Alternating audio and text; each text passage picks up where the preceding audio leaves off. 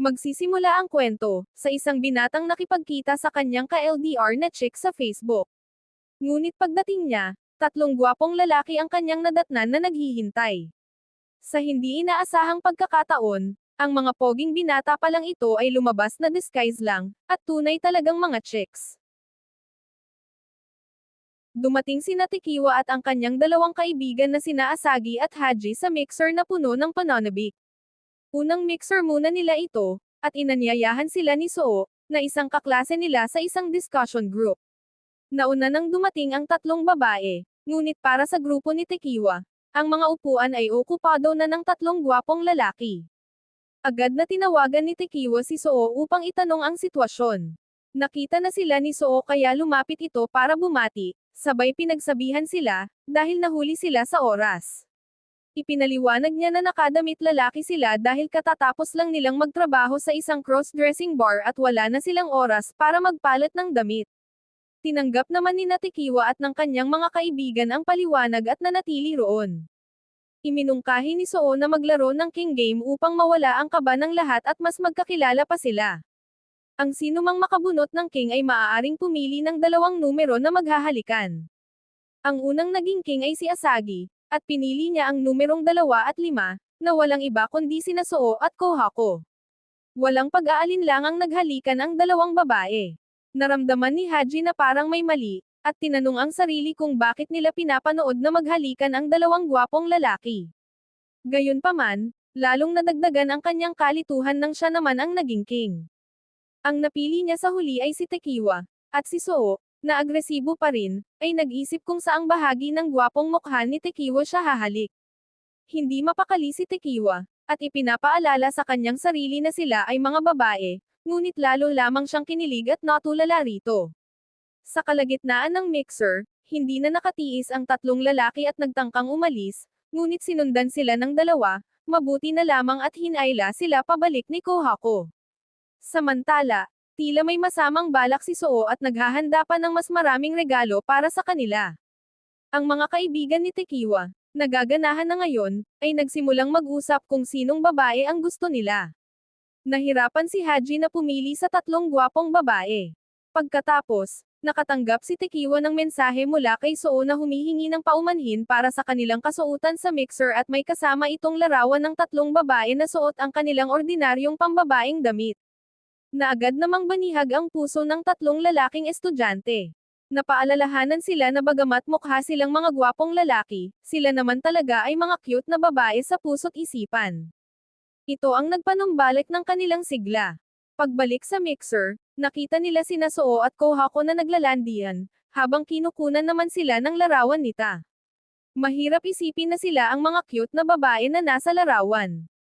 Pagkatapos ay tinanong ni Soo kung hanggang anong oras pwedeng magtagal sina Tekiwa at ang kanyang mga kaibigan, at isinama sila para magpatuloy sa karaoke. Nang lumapit sila sa reception, nabihag ng tatlong babae ang receptionist sa kanilang karisma. Pagkatapos ay nagmungkahi si Soo ng isang patimpalak sa pag-awit na may parusa para sa mga babae. Bago pa man niya malaman, si Tekiwa pala ay isang napakahusay na mga awit at agad na tinanggap ang hamon. Kung mananalo siya, kailangang magpalit ni Soo at ng kanyang dalawang kaibigan pabalik sa pambabaeng kasuutan. Walang naging pagtutol ang tatlo. Kaya naman, ibinigay ni Tekiwa ang kanyang pinakamahusay na pagtatanghal, at umawit na umabot sa halos perpektong marka na 99. Akala niya ay sigurado na ang kanyang panalo, ngunit sa ikinagulat ng lahat, nakakuha si Soo ng perpektong marka na 100, na nagpatingala sa lahat ng naruroon dahil sa kanyang pagtatanghal. Dahil dito, kailangang tanggapin ni Tekiwa ang parusa. Nang pumasok ang waiter dala ang mga merienda, nakita niya ang isang grupo ng mga lalaki na nakapalibot sa isang babaeng estudyante sa mataas na paaralan, na tila medyo kakaiba. Ngunit pagkatapos ay ipinahayag ng estudyante na siya ay isang lalaki, upang mapalagay ang loob ng waiter. Si Tekiwa, na nahihiyang makita sa ganoong kalagayan, ay tinukso ni Soo, na nagwika na sanay na ang mga tauhan sa ganoong mga tanawin, at masaya siyang makipaglaro kay Tekiwa. Ang kanilang pakikipag-ugnayan ang nagbigay inspirasyon kay Ta, na nakakita ng potensyal para sa isang bagong tema ng comics tungkol sa isang tila prinsipeng gwapong lalaki at isang kahabag-habag na kabataang lalaki, na nagkatagpo sa karaoke, isang tipikal na tagpuan para sa mga kwentong kabaklaan. Kailangan din nito ng mga larawan para sa kanyang lathalain, at pinasimulan niyang itanghal si Kohako sa iba't ibang nakakahiyang pose. Ngunit nag-aatubili si Kohako na magpatuloy sa pagmomodulo para sa kanya. Si Asagi naman ay interesado, kaya isinakripisyo ni Kohako ang kanyang sarili upang iligtas si Asagi sa pamamagitan ng basta-basta na lamang pagkuha ng inumin, na ipinaalala naman ni Haji na sa kanya iyon, na nagresulta sa isang indirect kiss na tila lubhang nakaapekto kay Kohako, na labis namang ikinaaliw ni Haji. Bagamat nagtataka siya kung bakit siya maaantig sa isang lalaking nakatambunot, sa susunod na sandali, ang pagkakita sa mahiyain na ekspresyon ni Kohako ay nagpatibok ng puso ni Haji, na napagtatanto na maaaring nagbabago na ang kanyang nararamdaman. Pagkaalis sa karaoke, iminungkahi nito na pumunta sa isang game center, na sinang-ayunan naman ng lahat. Sa claw machine, nakuha nito ang isang figurine sa kanyang unang subok, at tinuruan si Asagi kung paano gamitin ang makina habang niyayakap siya mula sa likod, upang gabayan ang maliit na sundalo nito. Tuwang-tuwa si Asagi nang sa wakas ay makakuha siya ng isang figurine na nakakita sa kanilang post na lubhang kapana-panabik at pinakuha ng larawan kay Kohako.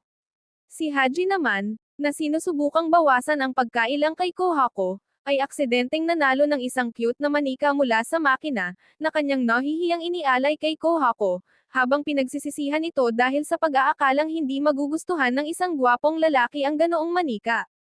Sa hindi inaasahang pagkakataon, tila nagustuhan nga ito ni Kohako, ngunit ayaw niyang aminin, na nagpapakita ng kanyang pagiging sunere. Biglang binanggit ni Asagi na nagugutom siya. Samantala, napansin ni Tekiwa na may tinatitigan si Suo. Nais niyang kumuha ng mga larawan sa photo booth, ngunit may karatula na nagbabawal sa mga lalaki na pumasok ng mag-isa dahil sa kanyang kasuotang panlalaki, na maaaring magdulot ng abala sa ibang mga customer. Iminungkahi ni Tekiwa na gumamit na lamang ng smartphone, na mali namang binigyang kahulugan ni Suo bilang isang paanyaya na kumuha ng larawan ng magkasama, kaya hinailan niya si Tekiwa para sa isang selfie at ipinalupot ang kanyang mga bisig sa kanya. Hindi mapigilan ang kanyang ngiti, si Tekiwa ay nabigla. Ipinagpatuloy nito ang pagkuha ng mga larawan para sa kanyang materyales at hinadlangan si Asagi sa pag-abala sa magkasintahan. Pagkatapos ay ipinagpatuloy nila ang kanilang gabi sa isang tindahan ng pansit. Kinaumagahan, hindi pumasok sa klase sina Haji at Asagi. Liban din si Suo. Saktong nanamnamin na sana ni Tekiwa ang isang tahimik na araw nang biglang lumitaw si Suo na nakadamit lalaki, at napili na maging napakapalakaibigan sa kanya. Ang dalawang babae sa likod nila ay halatang nahuhumaling, at ang kanilang mga mata ay puno ng hugis puso. Upang maiwasan ang sitwasyon, gumawa si Tekiwa ng paraan sa pamamagitan ng prantikong pagpapadala ng mga meme sa kanyang mga kaibigan, ngunit walang natanggap na tugon. Pagkatapos, binanggit ni Suo ang kasiyahang kanyang naranasan. Noong nakaraang araw, sinamantala ni Tekiwa ang pagkakataon na itanong kung bakit niya ito inanyayahan sa pagtitipon, ngunit iniwasan ni Suo ang tanong. Sakto namang dumating ang guro para sa klase, at napagtanto ni Tekiwa na naiwan niya ang kanyang mga handout. Agad na ipinahiram ni Suo ang sa kanya, kaya naman nahirapan si Tekiwa na mag-concentrate. Nang umalis si Suo para magpasa ng proyekto, agad na tinanong ng dalawang babae si Tekiwa tungkol sa kanyang ugnayan sa prinsipe, isang misteryoso at gwapong figure na bigla na lang sumulpot sa paaralan. Walang nakakaalam kung saang departamento ito nagmula, at ang lahat ng tungkol sa kanya ay nababalot ng misteryo. Gisadong hininga ng mga babae si Tekiwa ng mga detalye tungkol kay Suo. Nang bumalik si Suo, nakita niyang masayang nakikipag-usap si Tekiwa sa mga babae at sumali siya rito, kung saan sadyang hinayaan niyang mapagkamalan ng iba ang kanilang relasyon upang lalong gatungan ang mga babae. Pagkatapos ng klase, dumating sina Haji at Asagi at nadatnan sina Suo at Tekiwa na magkahawak kamay, kaya naman akala nila ay magkasintahan na ang dalawa. Hindi na nagpalawig pa ng detalye si Tekiwa, ngunit tinanong niya ang mga ito kung nabalitaan ba nila ang tungkol sa prinsipe. Lumalabas na ang taong iyon ay walang iba kundi si Suo. Nagulat si Haji, dahil mas kapana-panabik pa ito kaysa sa mga ipinahihiwatig ng chismis. Habang magsisimula na ang susunod na klase, sadyang ipinagmalaki ni Soo ang screensaver ng kanyang telepono, na isang selfie nilang dalawa ni Tekiwa noong nakaraang araw. Matapos ang huling mixer, labis na nabihag si Ta kay Asagi kaya naman niyaya niya itong muli para magmodelo para lang sa kanya. Medyo nag-alala sina Tekiwa at Haji, kaya palihim nilang sinundan ang dalawa nang magkita ang mga ito. Dahil sa inosenteng asal ni Asagi, baka tulungan pa niya itong magbilang ng pera kahit na niloloko na siya nito. Nasa sabik naman si Asagi, habang nagtatanong kung anong klaseng pose ang dapat niyang gawin. Hinawakan nita ang kanyang kamay. Hinawakan nita ang kanyang kamay at kumuha ng ilang larawan nito para magsilbing reference sa kanyang manga. Nang marinig na isang manga artist sita, buong pananabik na nagtanong si Asagi tungkol sa genre nito. Mataktikang ipinahiwatig nita na ito ay isang kwentong pag-ibig sa loob ng isang battle manga, na lalong nagpasabik kay Asagi, habang pinalalabas sa kanyang isip na ang kanyang mga kamay ay itatampok sa mga maaksyong pose. Pagkatapos ay itinali niya ang mga kamay ni Asagi gamit ang isang kurbata, hinayla ang mga ito sa itaas ng kanyang ulo, at idiniin pababa para sa isa namang anggulo ng larawan. Naabutan ni Kohako ang eksenang ito, natuklasan sina Tekiwa at Haji na nagtatago, at alam na kung tungkol saan ang manga nita. Habang tinutulungan si Asagi na magkalas ng tali, sinabi niya rito na maaari siyang tumanggi kung hindi siya komportable, ngunit tila malayong Mozart si Asagi rito, at umaasa pa nga na yayayain siyang muli nita. Bilang pasasalamat, ninais niyang makita ang manga nita, na agad namang bineto ni Kohako dahil ito ay para sa matatanda lamang. Matapos ang mixer, parehong gumawa ng malaking pag-unlad sina Tekiwa at Asagi sa mga babaeng nakilala nila, na nag-iwan kay Haji na nag-iisa at posibleng kinaiinisan ni Kohako. Habang nilulunod ang kanyang kalungkutan sa alak, nagkataong nakasalubong ni Haji si Kohako sa kalye, na nakadamit lalaki pa rin at naghahatid ng isang naiwang gamit sa isang kliyente. Eksakto namang nagsimula ang isang bagyo na may kulog at kidlat, kaya agad siyang hinayla ni Haji sa ilalim ng isang masisilungan. Nang mapansin ang basang polo ni Kohako, ipinahiram niya ang kanyang jacket, habang nakakaramdam ng pagkataranta. Isinuot naman ni Kohako ang kanyang jacket, na nagtulak kay Haji na kwestiyonin ang kanyang kasarian dahil nakaramdam siya ng hindi inaasahang pagkaakit, habang sinasabi sa sarili na hindi naman siya nahuhumaling kay Asagi. Saktong nag-alok naman sa kanila ng payong ang manager ng tindahan, at magkasama silang umalis sa ilalim ng maliit na payong, habang nagkakadikit ang kanilang mga balikat, na muling nagpabilis ng tibok ng puso ni Haji. Nakarating sila sa pinagtatrabahuhan ni Kohako, at inanyayahan niya si Haji na pumasok. Ngunit tumakas siya, kinu-question ang kanyang oryentasyong sekswal, matapos mapagtanto na itinigil niya ang payong upang hindi ito mabasa. Inanyayahan ni Soo sina Tekiwa, Haji, at Asagi sa isang cross-dressing bar, na pumukaw sa interes ni Asagi, ngunit si Haji naman ay nangangamba sa kanyang mararamdaman kapag nakita si Kohako. Sa pasukan ng bar, nag-atubili si Tekiwa na pumasok, hanggang sa lumitaw si Soo sa kanilang likuran, at binuksan ang pinto sa isang bagong mundo para sa kanila. Ilang gwapong babae ang sabay-sabay at buong siglang nagmalasakit na sumalubong sa kanila. Sa rekomendasyon ni Soo, umorder si Asagi ng isang espesyal na cocktail na tinimpla nito. Tampok sa inumin ang pulang bahagi sa itaas at dilaw sa ibaba, na kumakatawan sa mga paboritong kulay ng pagtatambal nito. Ipinaliwanag niya kay Asagi na ang pula ay kumakatawan sa dominanteng papel at ang dilaw naman ay sa masunurin, na hindi naman naintindihan ni Asagi. Gayunpaman, humanga si Asagi. Hindi napigilan ni Tekiwa na magwika kung gaano kaiba ang lugar na ito sa maid cafe na pinuntahan nila noon kasama si Haji, kung saan umorder sila ng omelette rice. Nang marinig ito ni Soo, umorder din siya ng omelette rice para kay Tekiwa, at ipinakita sa kanya kung paano magbomba ng ketchup sa paligid nito, habang ang kanilang mga mukha ay mapanganib na nagkatabi habang nagkakasali sa limuot ang kanilang mga daliri. Pagkatapos ay nagpakita si Soo ng isang mapang-akit na pose, at tinanong si Tekiwa kung sino ang mas nagpatibok ng kanyang puso, siya ba o ang maid. Biglang nabitawan ni Tekiwa ang pangalan ni Soo. Ipinagpatuloy naman ni Asagi ang pag-enjoy sa kanyang cocktail, habang binabanggit kung gaano ito kasarap. Habang lalong dumarami ang tao sa lugar, nais ni Tekiwa na mabilisang tapusin ang kanyang pagkain at umalis, ngunit nakakaramdam siya ng ilang habang kumakain habang nanonood si Soo. Eksaktong susubuan na sana siya ni Soo nang tawagin ito para magsilbi sa ibang lamesa. Tinawag naman ni Asagi si Kohako para sumama sa kanila. Gayunpaman, ganap na kakaiba si Kohako, na nagpapakita ng persona ng isang domineering CEO, na nagpapahiwatig na ang mga panauhin ang dapat magsilbi sa mga tauhan sa halip na baligtad. Nang mapansin niyang wala roon si Haji, casual niya itong itinanong, at tapat namang binanggit ni Asagi na ayaw sumama ni Haji, kaya hindi pa niya maiizali ang jacket nito. Sa kabila ng pangangailangang panatilihin ang kanyang persona, sinubukan ni Kohako na magpakita ng mabait na ekspresyon at nakiusap kina Asagi at Tekiwa na sabihin kay Haji, tiyak na ibabalik ko kung ano ang utang ko sa kanya. Ito ang nag-ani ng pagsang-ayon nito ngunit nagdulot ng kalituhan sa iba, na nag-iisip kung may nagawang pagkakamali ba si Haji kay Kohako. Sa oras ng pahinga, muling ipinahayag ni Kohako kung gaano siya hindi nababagay sa pagganap bilang isang domineering CEO, bagamat tila nagugustuhan naman ito ng mga panauhin. Iminungkahi naman ng kanyang mga kasamahan na subukan ang ibang persona, ngunit 3 na lamang ang natitira, isang mapang-akit na kuya, isang chunibyo, at isang yandir. Agad na tinanggihan ni Kohako ang mapang-akit na papel, nalito sa chunibyo na ipinakita naman nito ng walang kailan-awan, at alam na sikat ang yandir noong ginampanan ito ni Soo, ngunit masyado naman itong matindi.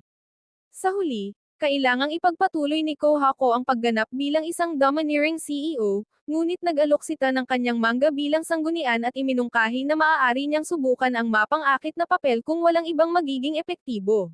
Kinabukasan, biglang hiniling ni Kohako kay Haji na magkita sila, na agad namang ikinataranta ni Haji. Mabilis siyang humingi ng payo sa kanyang mga malalapit na kaibigan.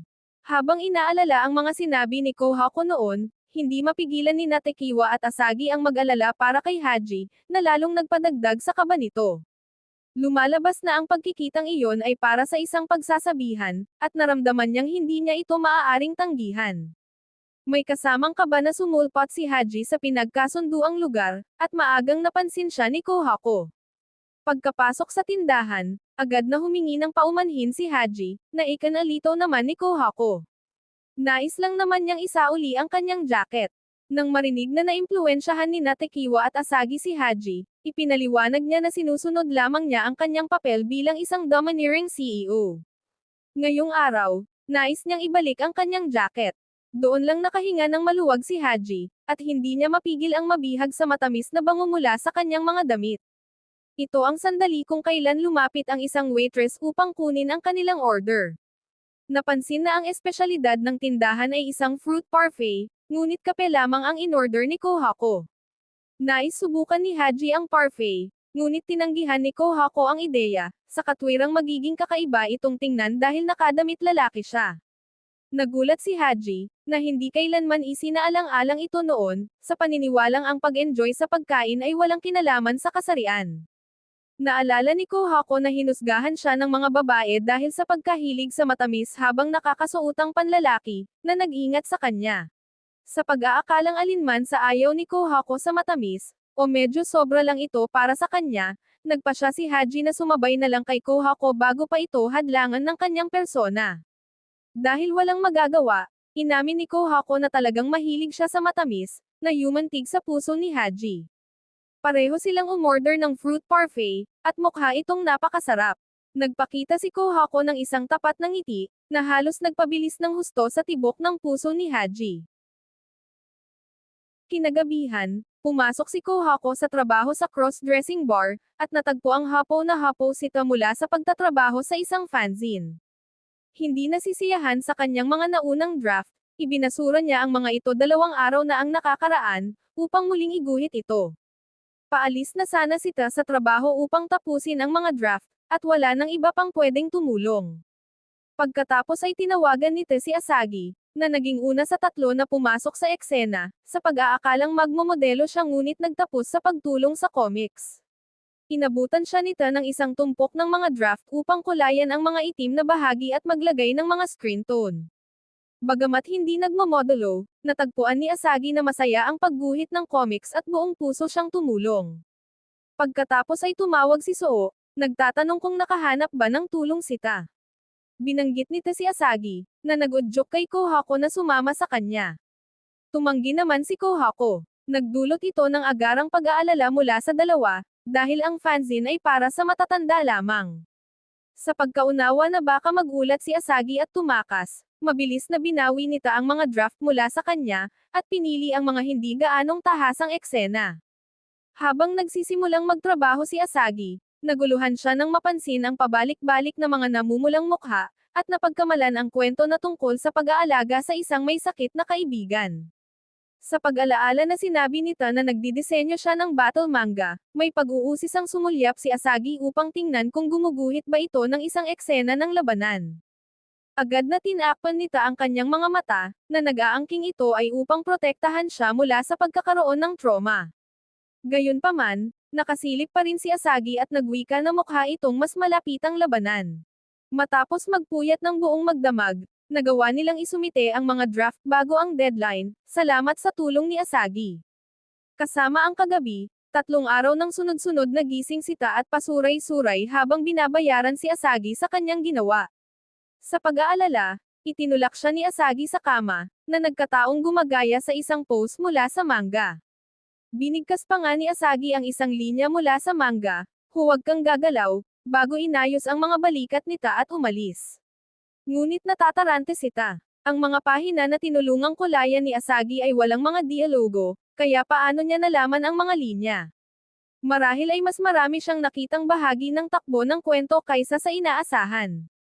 Nakababahala, dahil sa masiselang nilalaman nito.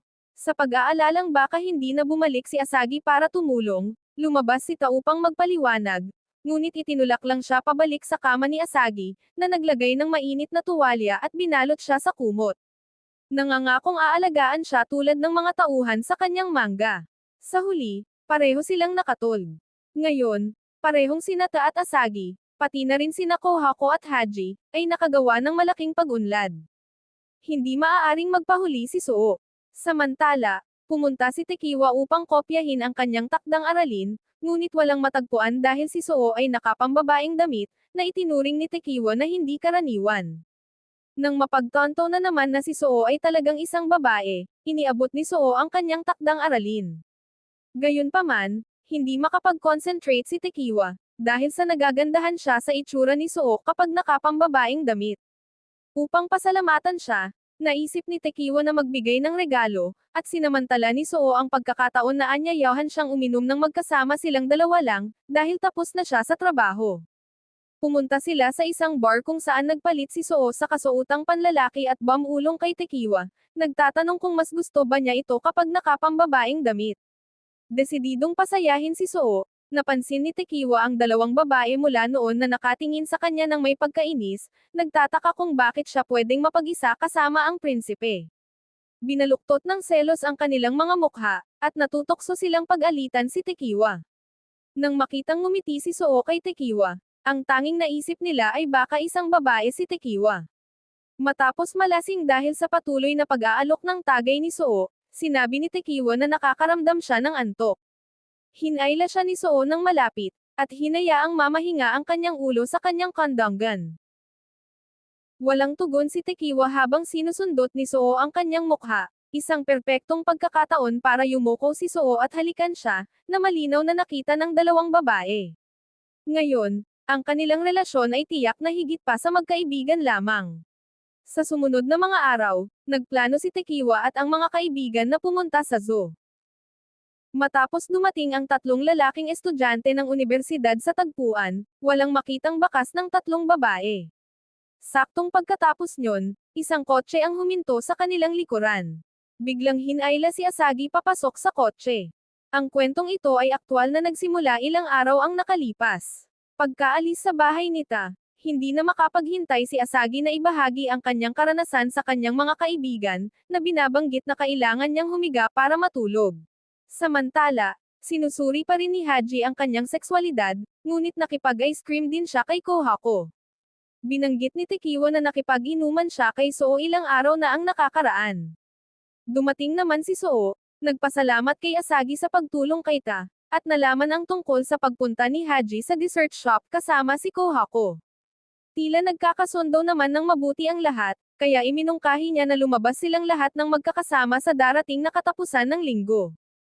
Inaasahan ni Takiwa at ng iba pa na makikitang suot ni Suo at ng iba pang mga babae ang pambabaeng damit, ngunit nakatadhana silang mabaigo. Ang taong humila kay Asagi papasok sa kotse ay si Ta, at si Asagi naman ay komportableng nakasandal sa mga bisig ni Ta, na mukhang napakadelikado at tila maliit tingnan. Si Suo, na siyang nagmamaneho, ay nagpumilit sa isang tono na hindi pwedeng baliin na sa passenger seat maupo si Takiwa. Sa katunayan, si Takiwa, na medyo bigo dahil hindi niya nakita si Suo na nakapambabaeng damit, ay hindi nakatanggi. Gayunpaman, si Suo na nakakasuotang panlalaki ay hindi inaasahang napakagwapo. Nang mapansin ang titig ni Takiwa, itinuod ni Suo ang kamay upang tulungan siyang magkabit ng seatbelt, na nag-iwan kay Takiwa na lubos na nabihag. Kahit nagmamaneho, labis ang pag-aalaga ni Suo kay Takiwa, na nagparamdam sa kanya na tila pinapalayaw na parang isang prinsipe. Pagkatapos ay nagpahayag ni Nata at Asagi ng pagnanais na huminto sa isang malapit na rest area, kaya nagpa siya si Suo na dumaan muna sa ibang ruta. Habang napapansing mukhang pagod si Takiwa, hindi nila alam na ang pinakamakahapon na bahagi ay paparating pa lamang. Pagkarating nila, biglang yumuko si Suo sa tapat ni Takiwa at swabing ipinark ang kotse, naganap na nambihag sa kanya. Nagpumilit si Takiwa na makipagpalit ng upuan kay Asagi para sa natitirang bahagi ng biyahe, dahil hindi na niya kayang tiisin pa ang patuloy na pag-flirt sa kanya. Sa wakas ay nakarating ang anim sa zoo.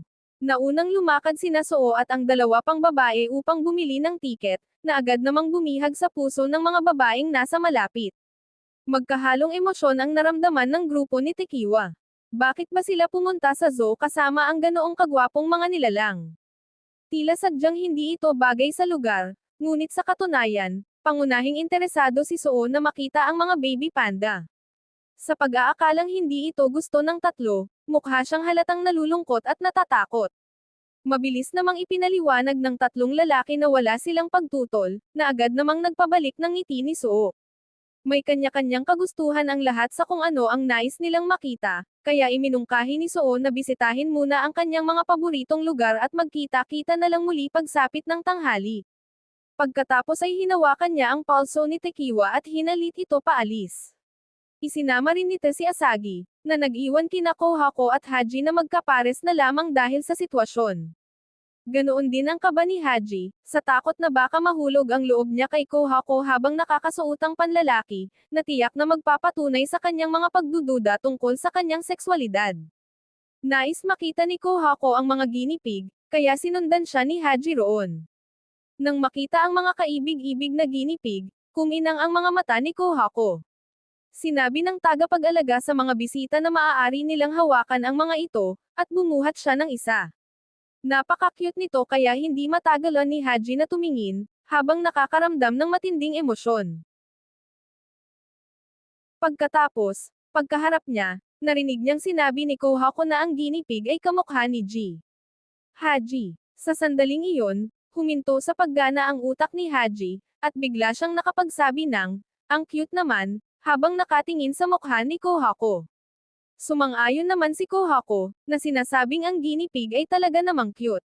Mabilis na nilinaw ni Haji na ang guinea pig ang tinutukoy niya, nang hindi na pagtatanto na halos mapagkamalan na ito ni Kohako dahil nakatingin siya sa mukha nito nang magbitiw siya ng papuri. Doon na nga nagsimula ang tunay na pagkakaunawaan. Dahan daw ang hinaplos ni Kohako ang guinea pig sa kanyang mga bisig, at lalong nainis si Haji. Bakit ba ang guinea pig ay may ganoong tila mapanlinlang at mukhang taong ekspresyon? Sa kabilang banda naman, dinala nito si Asagi upang makita ang iba't ibang uri ng ipis. Sumigaw sa takot si Asagi, habang si Ta naman ay nanunood ng may pagkamangha, na halos hindi mapigilan ang sarili, habang hindi naman kayang hawakan ang mga ipis. Niyakap ni Asagi si Ta mula sa likod at isinubsob ang kanyang mukha sa malalapad nitong balikat, habang nagpupumilit na maayos lang siya at pwedeng ipagpatuloy nito kung gusto niya. Ito ang nagpaalala kay Ta sa isang nanginginig na Pomeranian, na nagdulot ng kaunting guilty na pakiramdam, kaya nagpa siya siyang umalis na kasama si Asagi. Gayunpaman, sa kalagitnaan, isang malaking gagamba ang nakatawag ng kanilang pansin, at agad na lumapit doon si Ta. Sa pag-aakalang nasa labas na sila, tumangala si Asagi at natagpuan ang sarili na kaharap mismo ang gagamba, kaya napasigaw siya sa mismong lugar. Si Tekiwa, na nasa ibang lugar, ay halos marinig ang kanyang sigaw, ngunit mabilis siyang na-distract ni Soo, na ang taglay na malaprinsipeng karisma ay hindi mapigil ang dagsay ng mga babae sa paligid niya, na nagdulot ng pagdagsa ng tao sa labas ng kulungan ng tigre. Tila nasiyahan naman si Soo sa mga mararangal na tigre, at nagpahayag ng pagnanais na maging kasing angas din ng mga ito.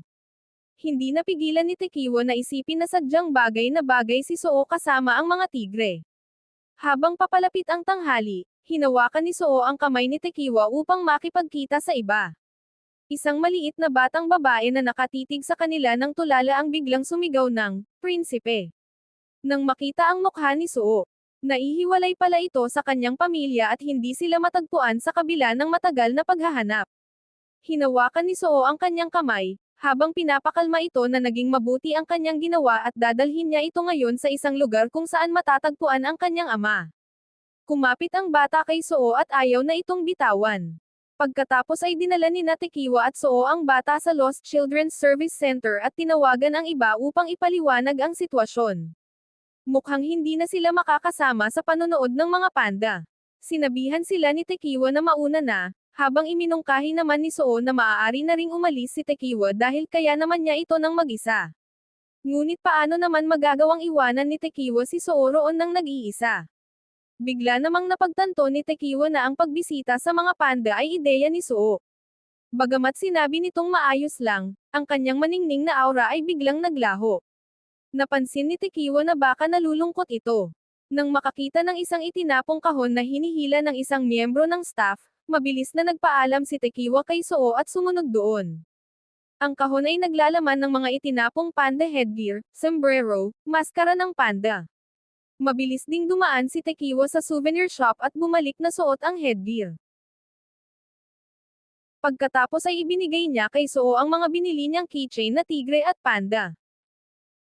Habang walang tigil sa pagpapaliwanag si Tekiwa, hindi maialis ni Soo ang kanyang mga mata sa kanya, habang may paghanga na nagsabing talagang gusto niya ito, bagamat hindi malinaw kung ang mga keychain ba ang tinutukoy niya o si Tekiwa mismo. Saktong pagkatapos nyon, nagising ang maliit na batang babae at nagtanong kung magkasintahan ba sina Tekiwa at Soo. Nang makita ang ulo ng panda, naalala ni Tekiwa na kailangan niyang isauli ang headgear. Dumating ang ama ng bata matapos marinig ang isang anunsyo at nagpahayag ng kanyang malalim na pasasalamat kina Tekiwa at Soo. Nagpadala sa kanila si Asagi ng mga larawan at nagpahayag naman si Kohako ng pakikiramay para kay Soo, na sumagot naman na nakita naman niya ang mga panda. Pagbalik sa paaralan, patuloy na ipinagmamayabang ni Soo ang dalawang keychain kahit saan. Inanyayahan ni Tekiwa si Asagi na magkita sa isang doujinshi convention. Ito ang unang pagkakataon ni Asagi na makadalo sa ganoong uri ng kaganapan, at nabulag siya sa kislap ng mga tanawin pagkarating niya. Dala rin ni Tekiwa ang kanyang sariling mga doujinshi comic at nagpadala ng lokasyon kay Asagi upang magtagpo sila doon.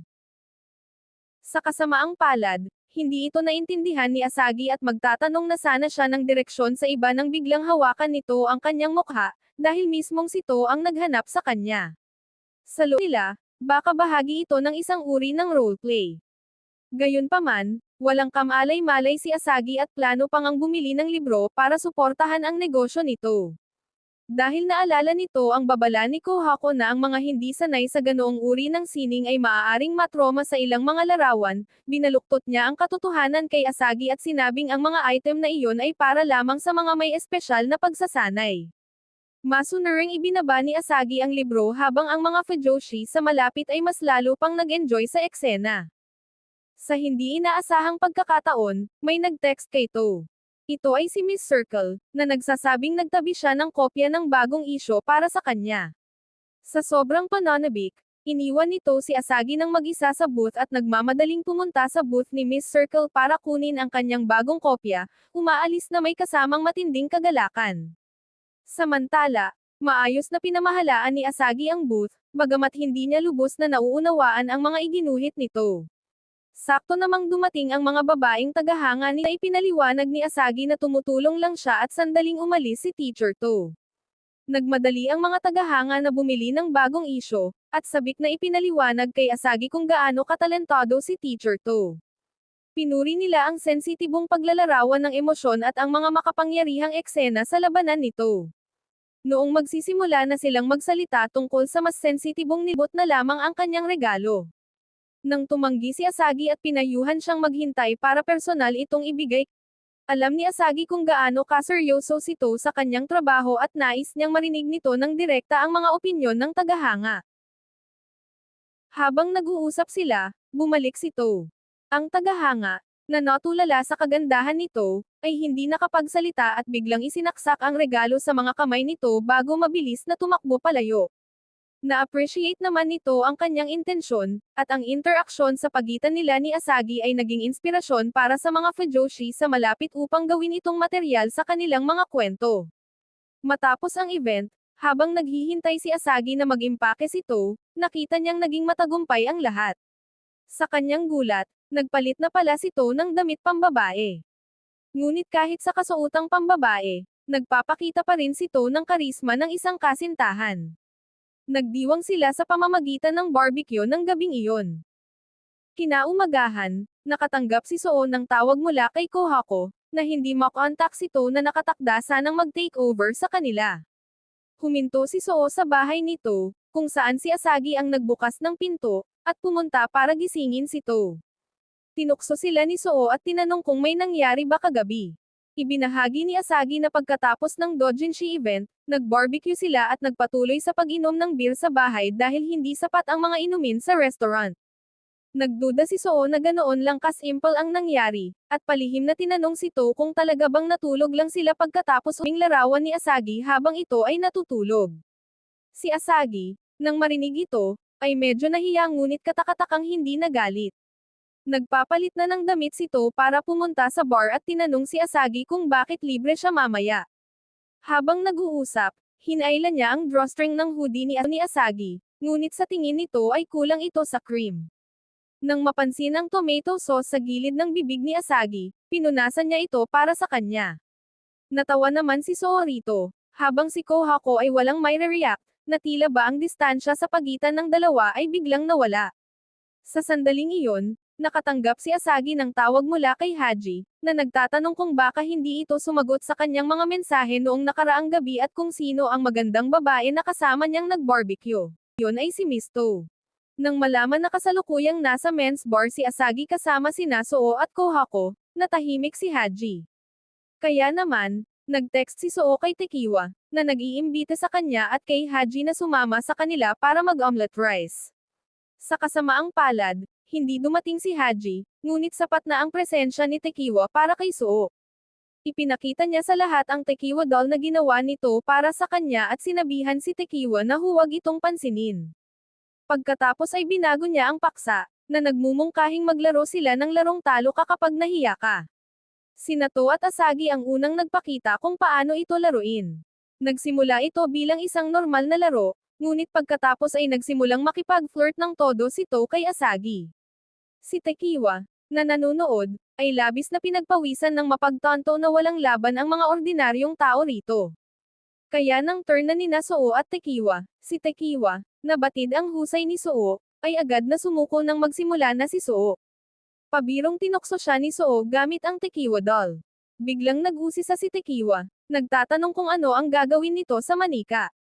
Natatakot siya na baka gamitin ito ni Soo para maglabas ng kanyang galit, ngunit sinabi ni Soo na ito ay para sa mga hindi mabanggit na gawain, na pinananatiling lihim ang mga detalye. Naglalaro ng game si Tekiwa kasama ang kanyang mga kapatid nang biglang magtanong si Haji, may nararamdaman ka ba para kay Miss Soo? Si Tekiwa, sa sobrang gulat, ay biglang tinapos ang laro at naalala ang gwapong hitsura ni Soo. Bagamat palagi siyang nasisilaw sa kaningningan ni Soo, inakala niyang natural lang ito. Gayunpaman, naramdaman ni Haji na hindi ito pareho, at tahimik na sinabi sa kanyang mga kapatid, palagay ko kaya ko na yatang tanggapin ang mga lalaki ngayon. Nagulat sina Tekiwa at Asagi, at maging si Haji ay labis na naguluhan. Ngunit sa tuwing nakikita niya ang nakangiting mukha ni Kohako, kahit na nakadamit lalaki ito, hindi niya mapigilan ang kanyang mga nararamdaman. Naguguluhang sinabi ni Asagi, hindi ba babae naman talaga si Kohako? Kaya iminungkahi ni Asagi na bisitahin nila ang men's bar kung saan nagtatrabaho si Soo upang kumpirmahin ang kanyang mga nararamdaman. Sa kanilang pagdating, ang men's bar ay napupuno ng mga kasuotang panlalaki. Pagkarating nila, nagliwanag ang mukha ni Soo nang makita si Tekiwa at mabilis siyang hinayla sa isang tabi dahil wala namang ibang customer. Pamilyar na si Asagi sa lugar, ngunit pakiramdam ni Haji ay wala siya sa tamang lugar at hindi niya nakita si Kohako. Si Soo, na umaasikaso sa kanya, ay pakiusapan ni Haji na magsalita ng mga matatamis na salita. Ang katwiran ni Haji, kung wala siyang mararamdaman para sa isang gwapong lalaking tulad nito, ibig sabihin ay diretso pa rin ang kanyang oryentasyon. Madaling sumakay sa laro si Soo at nakipag-flirt sa pamamagitan ng paggulo sa buhok ni Haji, sabay sabing, "Ngayong araw, akin ka lang." Noong inakala niyang bumalik na siya sa normal, biglang lumitaw si Kohako na nakapangpormang parang isang dominanteng CEO ngayon, at biglang nabiles ang tibok ng puso ni Haji. Bago umalis, nagpahiwatig si Soo na anuman ang sabihin niya, hindi magagalaw si Haji dahil nagdedepende ito kung sino ang nagsasalita. Napagtanto ni Haji na wala siyang naramdaman para kay Soo o sa kahit kanino paman, kundi kay Kohako lamang. Dahil nag-aalala na baka magkamali ng intindi si Kohako, nagmamadali siyang nagpaliwanag na pumunta siya roon para makita ito. Si Kohako, na nakalimutan ang kanyang ginagampanang papel, ay nagsalita ng tapat at sinabing masaya rin siyang makita si Haji. Ang nag-iisang pahayag na iyon ay labis na nag-overwhelm kay Haji, kaya sumuko na siya sa pagpigil. Sa katunayan, pag-ibig na ito. Para itago ang kanyang kaba, nag-order siya ng whiskey on the rocks. Tahimik namang nanunood sa kanya sina Soo at To. Maya-maya ay dinala ni Kohako ang inumin. Ngunit si Haji, na hindi pa nakakainom ng ganoon katapang na whiskey, ay naibuga ito pagkatapos ng isang sip-sip dahil ayaw niyang mapahiya sa harap ni Kohako. Sinubukan niyang uminom muli, ngunit pinigilan siya ni Kohako na nagpahayag ng pag-aalala sa kanyang kalusugan at hinimok siyang huwag magpakasobra. Dahil dito, naging labis ang saya ni Haji.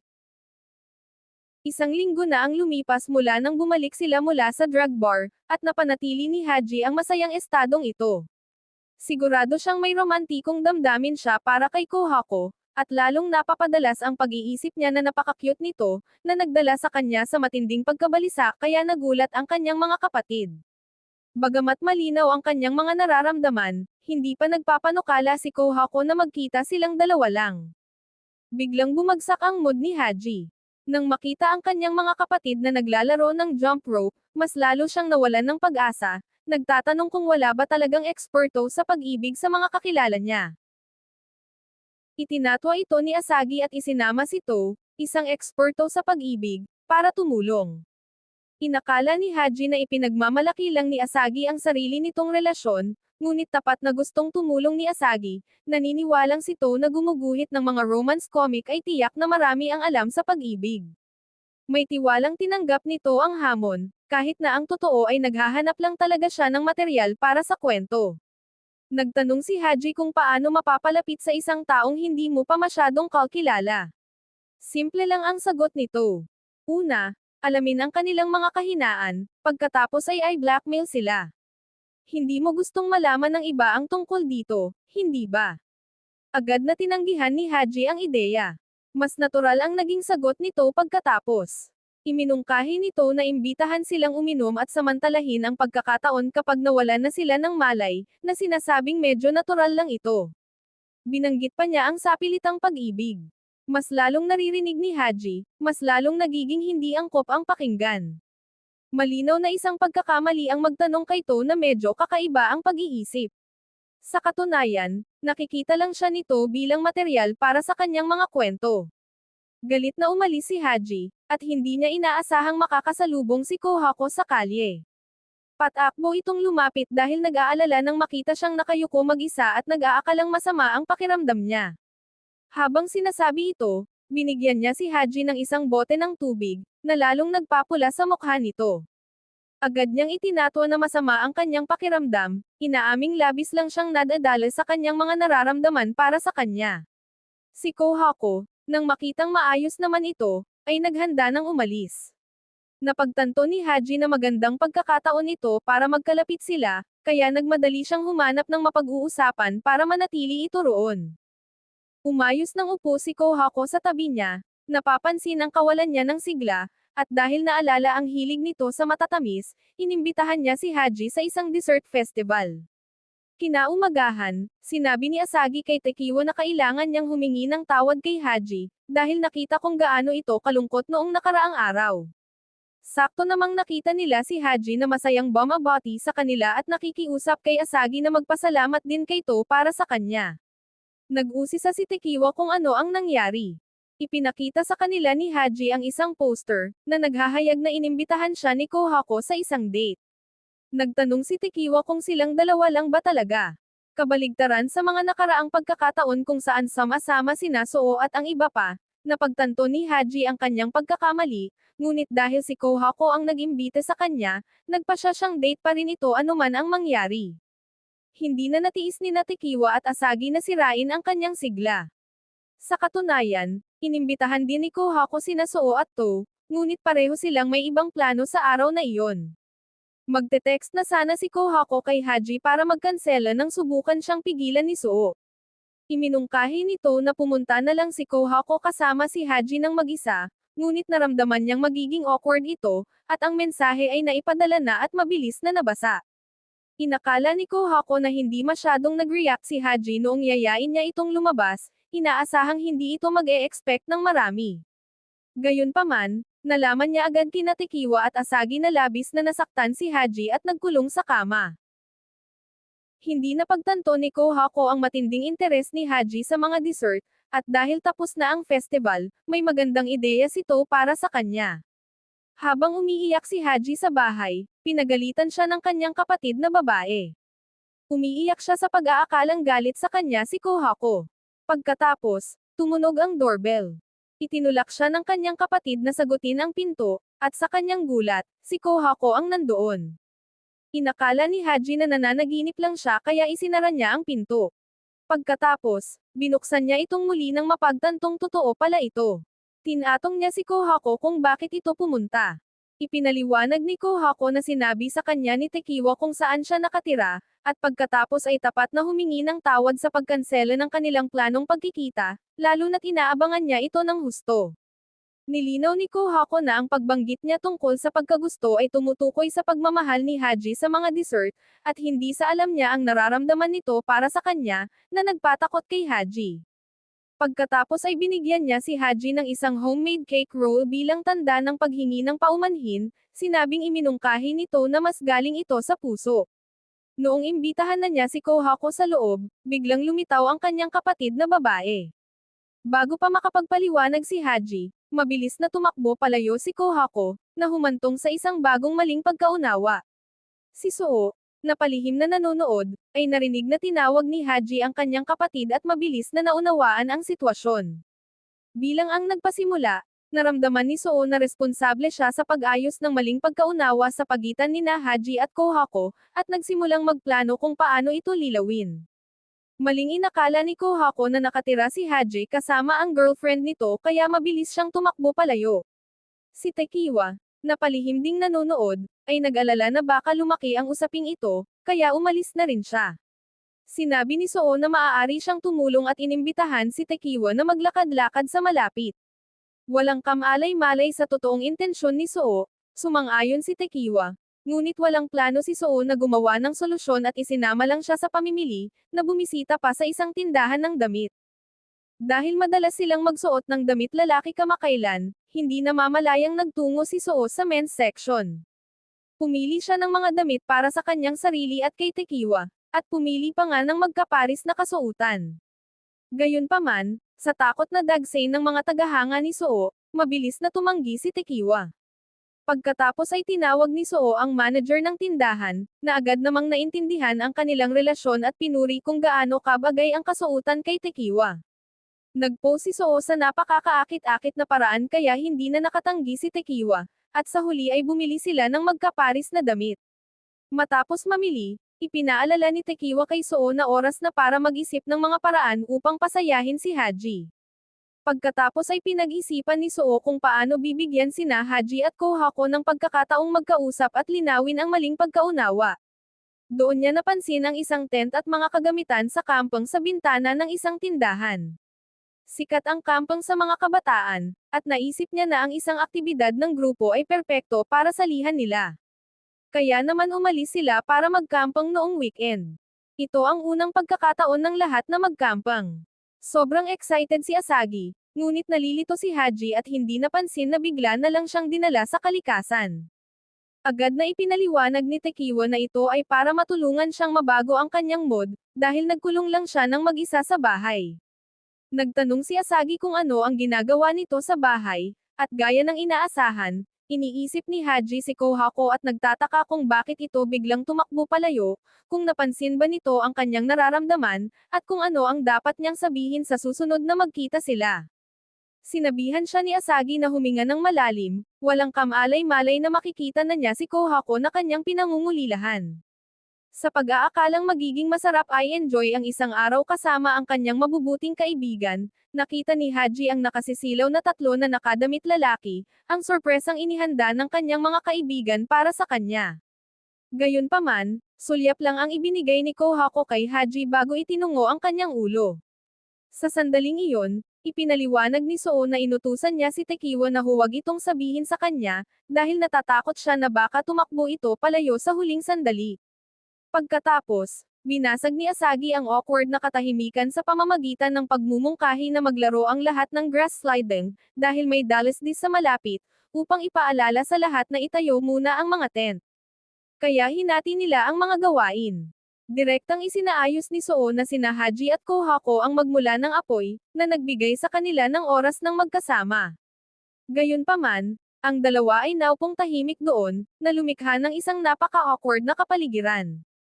Sinubukan ni Haji na makipag-usap sa pamamagitan ng pagpuri sa cake na dinala ni Kohako noong huling beses, na lalo lamang nagpalito sa kanya.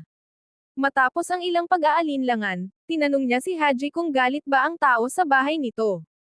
Si Haji, na mayroon lamang ng bubugbog na kapatid na babae sa bahay, ay nagpaliwanag na binuhat nga siya ng kanyang kapatid matapos umalis ni Kohako. Nang marinig ito, lumuhad si Kohako at humingi ng paumanhin, ipinapaliwanag na hindi niya kailanman sinadyang gambalain ang date nito kasama ang girlfriend nito. Doon napagtanto ni Haji na napagkamalan ni Kohako ang kanyang kapatid na isang girlfriend, at mabilis na naglinaw, nagpakita pa ng larawan upang patunayan na magkamukha sila. Nang malanawan ang maling pagkaunawa, nabawasan ang alalahanin ni Kohako, iniisip kung gaano kalala kung hindi niya sinasadyang kumilos ng hindi naaangkop sa pamamagitan ng pag-abala sa isang matamis na date at pag-aalok ng kanyang homemade na matamis sa harap ng girlfriend nito. Mabuti na lang at pamilya lang pala sila. 2 beses na sumigaw si Kohako na nakakaluwag ng husto, na sa wakas ay nagpawi sa awkwardness sa pagitan nila. Sobrang tuwa ni Haji. Nagtaka siya kung ano ang ibig sabihin ng ginhawa ni Kohako. Masaya ba siya na wala siyang girlfriend? Noong magtatapat na sana siya ng kanyang totoong nararamdaman kay Kohako, dinaig siya ng kanyang kaba.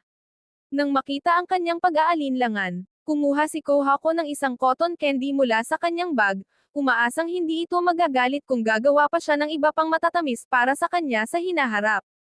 Ang puso ni Haji ay tumibok na parang kulog, ganap na nakuha ang kanyang loob. Si Suo, nang mapansing nagkaayos na ang dalawa, ay nakaramdam din ng ginhawa. Matapos may tayo ang mga tent, ilang tao ang pumila. Handa nang mag-slide pababa sa damuhan. Ang lahat ay may kanya-kanyang banig maliban kay Asagi, na nakaupong kasama si To, na labis na kinainggitan ni Haji. Tila napaka-natural nila sa isa't isa kaya nawalan sila ng kontrol sa kanilang direksyon at gamulong pababa ng burol. Nang maglaon, nagsimula ang lahat ng isang party ng beer at barbecue. Inihanda ni Suo ang lahat ng pagkain, habang si To naman ang naghanda ng grilled rice balls para sa dessert. Nag-enjoy ang lahat sa pagkain. Sina Suo at To ay naupong magkahiwalay habang umiinom at biglang tinanong ni To si Suo kung oras pa ba para tumulong sa iba, na napapansing maayos na sina Haji at Kohako ngayon. Inisip ni To na malapit na niyang makuha ang loob ni Suo, ngunit nang makita si Tekiwa, tila wala itong kamalay-malay. Gayunpaman, hindi nag-alala si Suo. Plano niyang makuha ang loob ni Tekiwa ng dahan-dahan upang maiwasan ang kabiguan. Matapos mabusog ang lahat, nagtipon sila sa paligid ng campfire para sa isang kwentuhan sa gabi. Si Haji, na puno ng kaligayahan, ay hindi na makapaghintay na maghugas ng mga plato kasama si Kohako. Si Asagi at To naman ang nagtapon ng basura, na nag-iwan kina Soo at Tekiwa na mag-isa. Tahimik nilang pinanood ang mga bituin ng magkasama, isang bagay na hindi kailanman naisip ng Tekiwa ilang buwan na ang nakakaraan na mangyayari kasama si Soo. Nang umalis ang isang ulap at nalantad ang buwan, hindi napigilan ni Tekiwa na magsalita tungkol sa kagandahan ng buwan ngayong gabi. Tinukso siya ni Soo, tinawag itong isang romantikong pagtatapat, na tumutukoy sa isang klasikong linya ni Natsumi Soseki. Si Tekiwa, na nagulat, ay nagsimulang magpaligoy-ligoy ng mga paliwanag sa takot na baka magkamali ng intindi si Soo. Alam ni Soo na hindi ganoon karomantiko si Tekiwa, ngunit tumayo siya sa harap nito, hinaharangan ang buwan at inulit, ang buwan ay maganda ngayong gabi. Bago pa makasagot si Tekiwa, maingay na bumalik sina Asagi at ang iba pa. Nag-enjoy pa sila sa magandang tanawin ng kaunti pa bago naghandang pumunta sa kanilang mga tent para matulog. Iniisip pa rin ni Tekiwa ang sinabi ni Soo. Sa pagtingin sa kanya noon, tila tugma nga si Soo sa buwan. Ang mga tent ay hinati sa 3 lalaki at 3 babae. Nakatulog sina Tekiwa at Asagi sa sandaling humiga sila. Si Haji naman ay dumanas ng insomnia sa buong magdamag, sa sobrang excitement sa pag-iisip na si Kohako ay natutulog sa katabing tent para makatulog. Kaya maaga siyang bumangon para panoorin ang pagsikat ng araw at pinagalitan ang kanyang sarili sa loob, kahit na may 2 ibon sa malapit na nagpapakita ng kanilang pagmamahalan sa harap niya. Noong una ay nainas siya rito, ngunit naalala niyang mahilig si Kohako sa mga kayat na bagay at naisip na matutuwa ito kung kukuha siya ng larawan para dito. Noong kukuha na ng larawan si Haji, biglang lumitaw si Kohako at binati siya ng magandang umaga, napapansing maaga siyang nagising. Hindi naglakas loob si Haji na umamin na hindi siya natulog, habang si Kohako, na sanay gumising ng maaga, ay nagplanong maglakad-lakad, ngunit tumakbo pabalik nang makita siya. Ang hindi inaasahang pagkikitang ito ay tumama ng husto kay Haji, na nagpatingkad pa sa umaga. Nagsimula silang magkwentuhan at tinanong ni Kohako kung nagustuhan ba ni Haji ang camping trip. Talagang nag-e-enjoy siya, na nagbigay ng ginhawa kay Kohako. Nag-aalala siya dahil ideya ni Soo ang camping trip at inilihim ito kay Haji. Mabuti na lang at nag-e-enjoy si Haji. Ibinahagi ni Kohako na bagamat mahilig siyang magtipon sa paligid ng campfire at humanga sa kalangitan sa gabi, ang pinakapaborito niyang bahagi ay ang nakatutuwang sandaling ito. Gayunpaman, ang kanyang mga salita, na tila ba isang pagtatapat, ay hindi narinig ni Haji, na sa sobrang relax ay sumandal kay Kohako at nakatulog. Walang kamalay-malay sa kung ano ang kanyang nailigtas, sumandal silang dalawa sa isa't isa, na parang mga maya sa tabi nila. Ngayong araw, hindi inaasahang nakatagpo ni Tekiwa si Soo na nakadamit babae, at nagpasya silang pumunta sa silid-aralan ng magkasama. Nag-usap sila tungkol sa kanilang kamakailang camping trip. Mula nang bumalik mula sa campsite, kakaiba na ang ikinikilos ni Haji. Bigla namang may dumaan na nakabisikleta, at mabilis na hinayla ni Tekiwa si Soo sa kanyang tabi. Ang eksenang ito ay nasaksihan ng 2 batang tagahanga ni Soo, na karaniwang nakikita siyang nakadamit lalaki.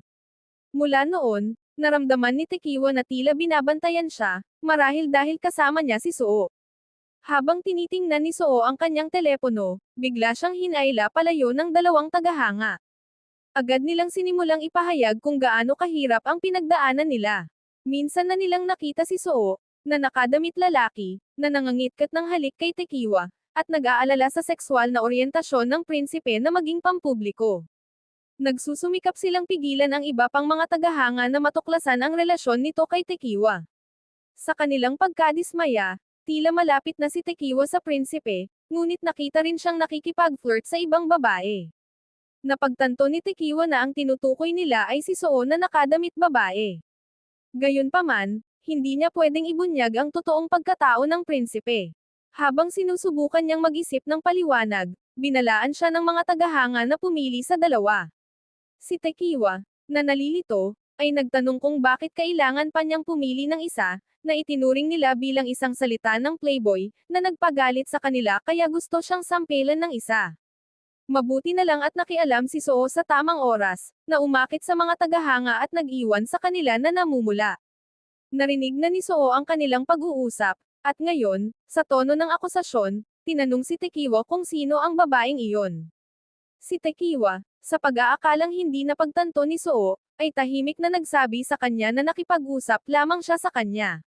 Natuwa si Soo dahil sinadya niyang magtanong, at ipinaliwanag sa mga tagahanga na kapatid niya talaga ito. Samantala, nag-iisang pumunta si Asagi sa isang bar na kilala sa mga tauhan nitong nakadamit lalaki. Bukod kay To, may isa pang empleyado doon. Nagulat silang marinig na nagkampang din si To. Sa sandaling iyon, bumahing si Asagi at natapon ang kanyang inumin sa kanyang damit. Tinulungan siya ng nakatatandang kapatid na babae sa bar na dalhin ang mga damit sa washing machine para labhan.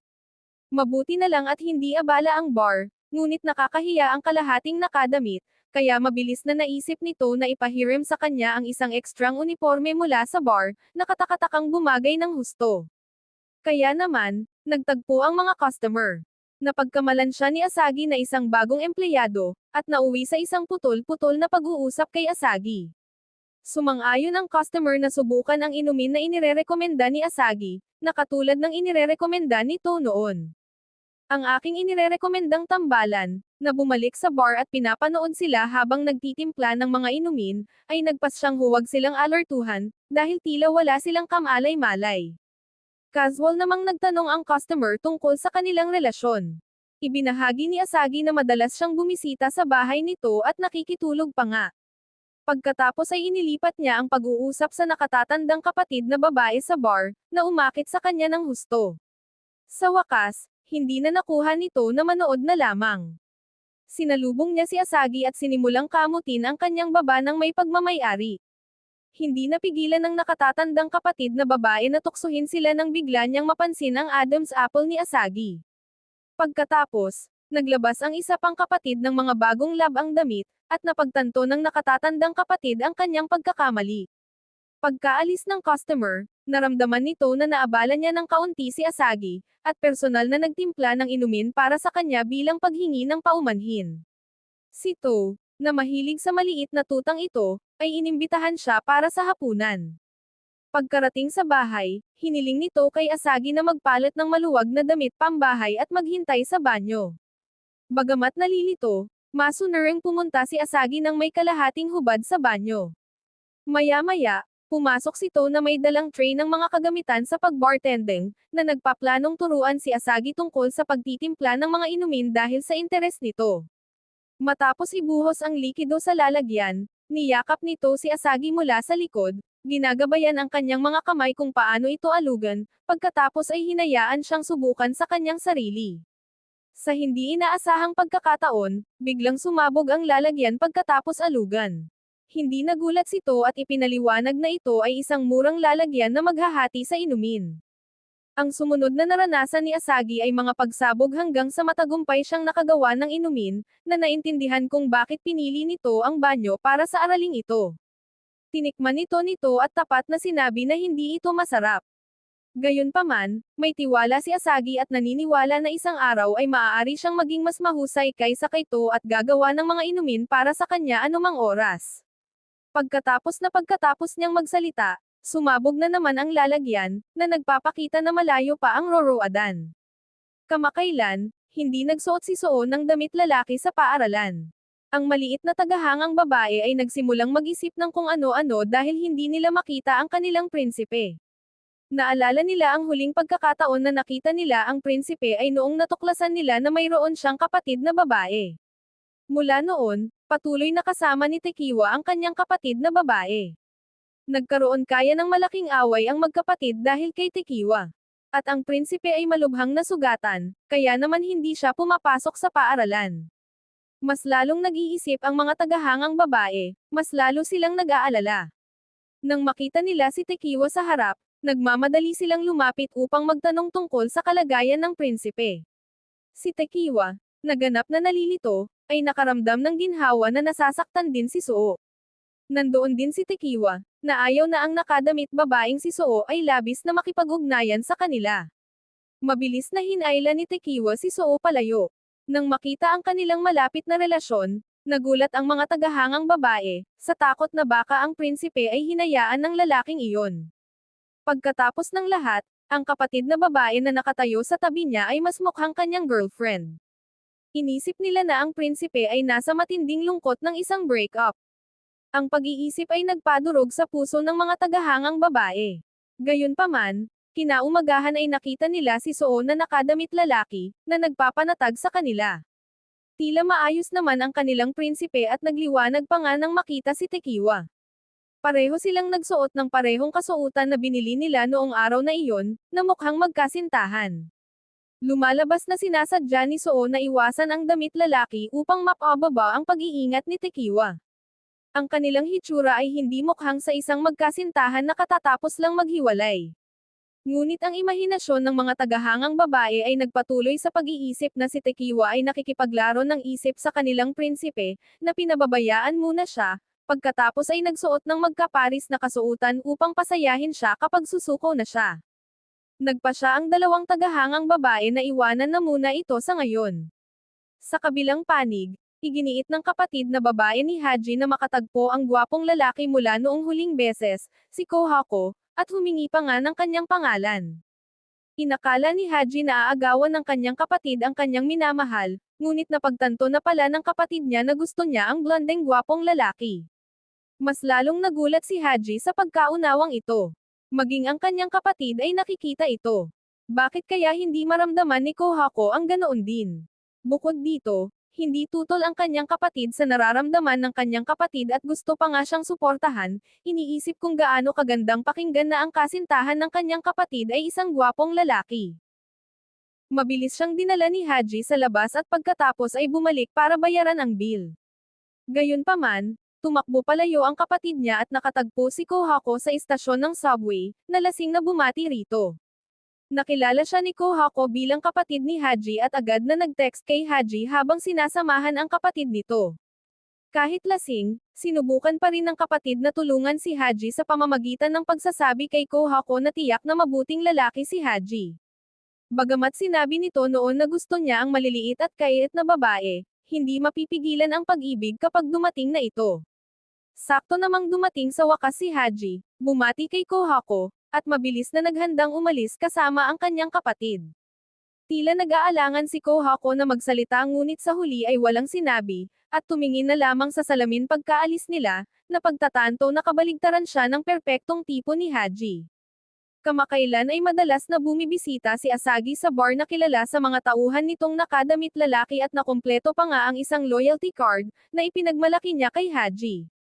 Gamit ang card, maaari siyang kumuha ng larawan kasama ang kanyang paboritong bartender. Sobrang kinainggitan nito ni Haji kaya sumama siya sa bar kasama si Asagi ng mismong araw na iyon at nakiusap kay To para sa isang loyalty card, na pagtatantong hindi kailanman nag-alok si To sa kanya nito. Nasabik ngunit kinabahan si Haji na makuha sa wakas ang card, ngunit hindi pa dumadating si Kohako, at pumunta na si Asagi para kumuha ng mga larawan. Ipinagmalaki ni Asagi ang card habang nakikita si Soo na naghihintay sa linya para sumama sa kanya. Kinurot naman ni Haji ang kanyang sariling balat sa gilid matapos marinig ang boses ni Soo. Ngayon ay sinasabi ni Asagi, "Alam mo ba Asagi, ikaw na yata ang hari ng totoong mundo." Sa katunayan, kaya niyang sabihin kung ano ang iniisip ni Asagi. Sa araw ng kanilang unang date sa bar, nagdarasal si Haji sa mga Diyos ngunit hindi niya masabi ang kanyang tapat na kagustuhan. Walang lumalabas na salita. Pinag-isipan niya ang kanyang mga susunod na hakbang nang marinig niya ang isang taong nagtatanong kay Soo tungkol sa pagpunta sa isang malapit na festival, na nagbigay sa kanya ng inspirasyon. Ang Summer Festival ay perpekto para magpalapit ng relasyon. Sakto namang dumating si Kohako, na kasing lakas pa rin ng dati ang aura bilang isang lalaki. Tumayo si Haji at hayagang tinanong ito kung gusto nitong sumama sa festival kasama siya, na halos magmukhang isang panukala sa kasal. Mabuti na lang at walang ibang customer ang nakapansin. Hindi tumanggi si Kohako, isinasaalang-alang na hindi niya nakasama si Haji sa huling dessert festival. Pagkakataon na ito para bumawi. Kaya naman, Nagplano sila ng isang double date. Gayunpaman, hindi papalampasan ni Soo ang pagkakataon na paunlarin ang kanyang relasyon kay Tekiwa at nagpasama ng tatlong iba pa, na umano'y para suportahan sina Haji at Kohako. Sila nito ay nagkataong nagsuot ng yukata ng lalaki, na nagpaningning sa mga babae sa festival. Para maiwasang makatawag ng pansin, naghanda pa si Soo ng mga maskara ng maaga. Dahil may kaunting oras pa bago magkita sina Haji at Kohako, iminungkahi ni Soo na magsimula muna sila sa ilang libangan, na nagdala kina To at Asagi sa isang shooting booth. Agad na nataman nito ang target, at sa tulong niya, sabik na sumubok si Asagi. Ang pakiramdam ay nakatutuwa habang tinutulungan siya nito na ay steady ang kanyang kamay. Sa tabi naman nila, nakahihiyang panoorin si Tekiwa. Pumipitas siya ng sugar cookie kasama si Soo at mabilis itong nabasag dahil sa kawalan ng focus. Para matulungan si Soo na mag-concentrate, ginamit ni Tekiwa ang kanyang maskara para harangan ang kabilang panig, na nagkukunwaring niyayakap si Soo. Gayunpaman, lalo nitong naabala si Soo. Malapit na sana niya itong makuha, ngunit nabasag itong muli. Ang makahulugang tingin ni Soo ay isinisi kay Tekiwa. Pagkatapos ay lumapit sina Asagi at To, na nag-iingay para sa mga merienda. Nagsimulang mag-usap ang apat kung ano ang kakainin. Si Tekiwa ang unang natauhan, nagtatanong kung nakalimutan na ba nila sina Haji at Kohako. Samantala, naghihintay pa rin si Haji kay Kohako. Ganap siyang handa at determinadong maging isang perpektong escort ngayong araw. Ngunit habang naghihintay, nag-aalinlangan siya kung sasanduan ba niya ito sa istasyon, nag-aalala na baka iwanan na naman siya nito. Sakto namang lumitaw ang isang blondeng babae na nakayukata. Ito ay si Kohako na nakadamit pambabae. Si Haji, nasabik na nag-aabang dito, ay agad na nawalan ng salita sa sobrang kakyutan nito. Nagbihis ng ganito si Kohako sa pag-aakalang inimbite siya ni Haji para sa seremonya ng festival. Para bumawi sa huling pagkakataon, nang marinig niya sina Soo at To na nag-uusap tungkol sa yukata, naisip niyang dapat siyang magsuot nito dahil mayroon naman siya sa bahay. Hindi niya inaasahang magugulat ng ganito si Haji. Labis na labis lang ang pagkagulat ni Haji. Hindi niya napigil ang masabi kung gaano ito kakyut, kahit inakala ni Kohako na ang yukata ang tinutukoy niya. Nagkita na sila sa wakas at nagmadaling galugarin ang festival. Si Kohako, na nakadamit babae, ay mas mukhang komportable at bumili ng maraming matatamis. Sobrang saya ni Haji habang pinapanood lang siya kaya wala na siyang pakialam sa mga matatamis, lalo na habang pinapanood si Kohako na nag-e-enjoy sa dango. Nang makita ni Kohako ang apple candy na ibinebenta sa malapit, natukso siyang bumili, ngunit naalala kung gaano nito pinagdidikit ang kanyang bibig. Nang marinig ito, agad na naisip ni Haji si Kohako na nakadamit lalaki na pinupunasan ang kanyang bibig, kaya mabilis niyang binago ang paksa at iminungkahing mangisda na lang sila ng mga water balloon.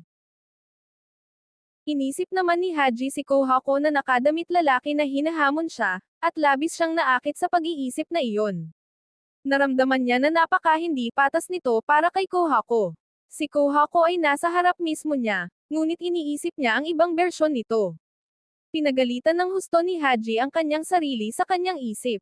Sa hindi mapigil ang sarili, kinagat niya ang isang red bean dumpling, kaya napuno ang kanyang bibig ng red bean paste. Gusto lang siyang paalalahanan ni Kohako, ngunit mabilis niya itong pinunasan. Malinaw na napansin ni Kohako na kakaiba ang ikinikilos ni Haji, ngunit walang sinabi.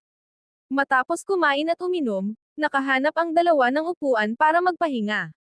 Nang makitang ayaw magsalita ni Haji, iminungkahi ni Kohako na maaari na silang bumalik. Ayaw ni Haji na magtapos ito ng ganito, kaya naglakas loob siyang magtanong kung maaari ba silang magkita muli. Gusto niyang lumabas na kasama lang si Kohako, ngunit tinatanong ang kanyang sarili kung sinong Kohako ba talaga ang gusto niyang makasama. Si Kohako, na walang kamalay-malay sa kanyang iniisip, ay ngumiti lamang at sinabing inaabangan niya ito. Sa harap ng isang napakabuting Kohako, lalong tumindi ang pakiramdam ng konsensya ni Haji. Nang bumisita muli sina Tekiwa at ang iba pa sa bar na tampok ang mga kasuotang panlalaki, nagsimula na ang isang summer festival event sa lugar. Ang mga staff ay nakayukata ng lalaki, at hawak nito ang kumikinang na bracelet mula kahapon sa kanyang kamay. Nang marinig si Asagi na nagsabing huminto na sa paggana ang sa kanya, Agad na isinuot nito ang kanyang bracelet kay Asagi nang walang pag-aalinlangan. Ibinulong naman ni Suo kay Tekiwa na nagkaroon na sila ng yukata date kahapon. Paano raw ito hindi naging isang double date?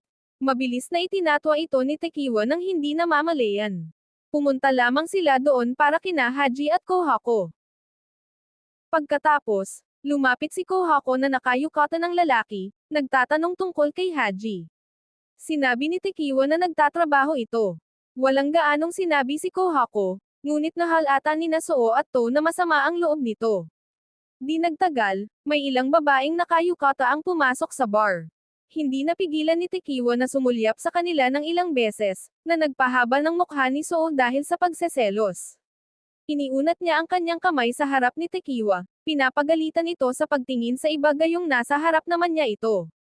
Sinabihan niya si Tekiwa na itatak sa isip ang kanyang hitsura na nakayukata, pagkatapos ay lumapit pa ng bahagya sa ilalim ng pagkukunwari ng kasuotan. Nang marinig na may tumatawag sa kanya, umalis siya, habang sinasadya pang sadyang dagsain ng dulo ng kanyang daliri ang braso ni Tekiwa.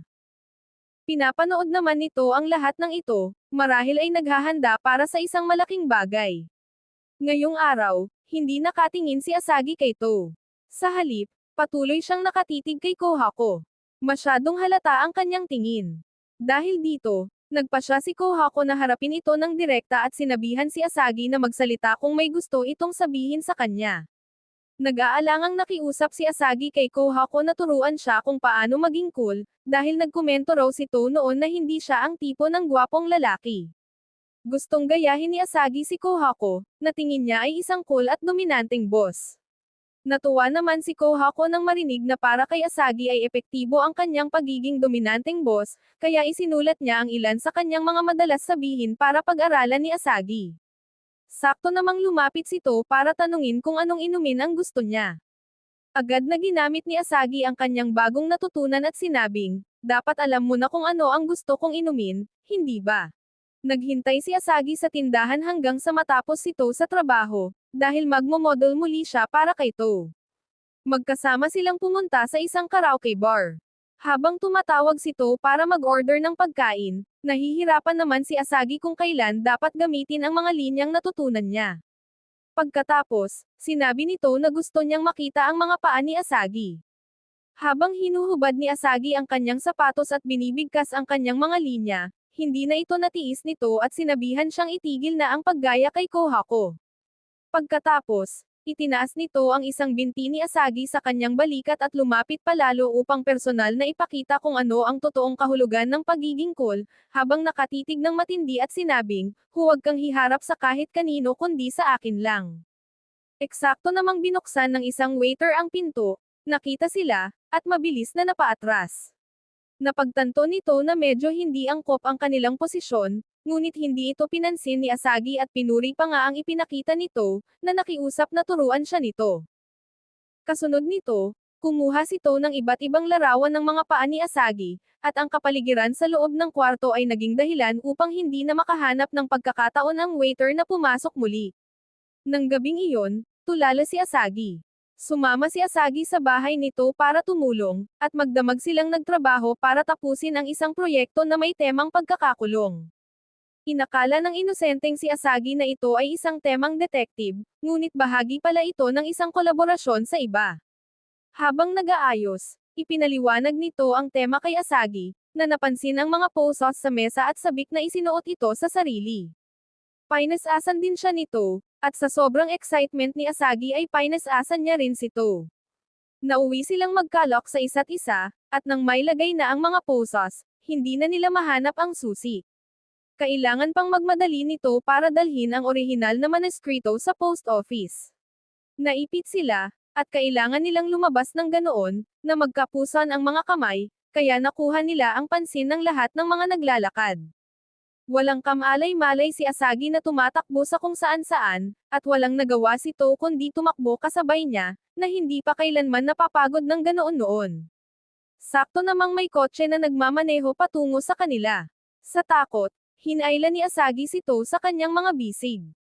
Nagkaroon ng inspirasyon si To, at hindi na makapaghintay na isama ang eksenang ito sa isang comic, na pagtatantong ito ang pinakamagandang gamit ng posas.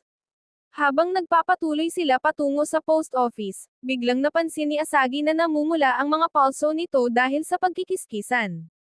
Nang maalala kung paano niya hiningi at hinailas ito sa kung saan-saan, agad siyang nakonsensya, ngunit hindi ito pinansin nito at naisip pa na maaari itong magsilbing materyal.